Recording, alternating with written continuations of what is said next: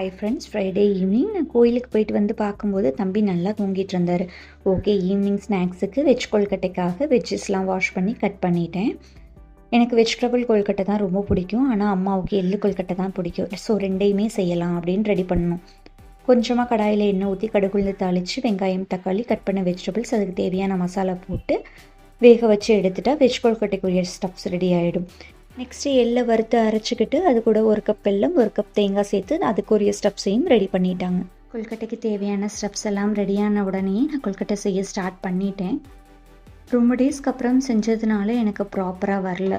அதே நேரத்தில் பாதி செஞ்சிட்ருக்கும்போதே என்னோடய பையன் எழுந்திரிச்சிட்டாரு. ஸோ நான் அவரை பார்க்க போயிட்டேன். ரிமைனிங் அது எல்லாமே அம்மா தான் செஞ்சு முடித்தாங்க. ஃபைனலாக அது இட்லி கொப்பரையில் வச்சு வேக வச்சும் எடுத்தாச்சு. வேக வைக்கிற நேரத்துலையே எங்கள் அம்மா நல்லா சுட சுட காஃபியும் ரெடி பண்ணிட்டாங்க. ஸோ எங்களோட ஈவினிங் 1 கப் காஃபி அண்ட் இந்த கொழுக்கட்டையோட சூப்பராக முடிஞ்சது.